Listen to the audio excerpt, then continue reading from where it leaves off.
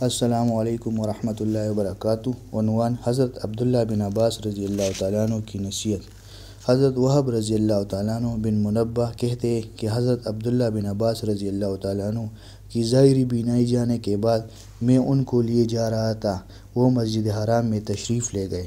وہاں پہنچ کر ایک مجمع سے کچھ جھگڑے کی آواز آ رہی تھی۔ فرمایا، مجھے اس مجمع کی طرف لے چلو۔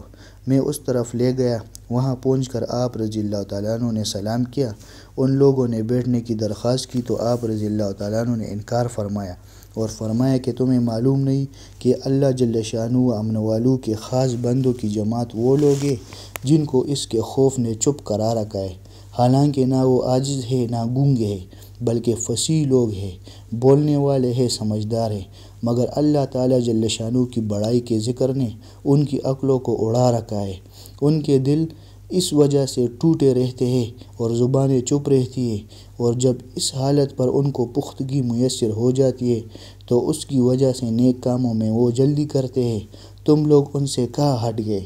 حضرت وہب رضی اللہ تعالیٰ عنہ کہتے ہیں کہ اس کے بعد میں نے 2 آدمیوں کو کبھی ایک جگہ جمع نہیں دیکھا۔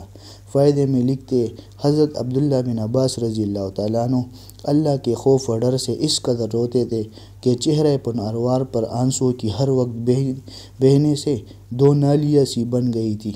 اوپر کے قصے میں حضرت عبداللہ بن عباس رضی اللہ تعالیٰ عنہ نے نیک کاموں پر اہتمام کا یہ ایک سہل نسخہ بتلایا کہ اللہ کی عظمت اور اس کی بڑائی کا سوچ کیا جائے کہ اس کے بعد ہر قسم کا نیک عمل سہل اور آسان، اور پھر وہ یقیناً اخلاص سے بھرا ہوا ہوگا۔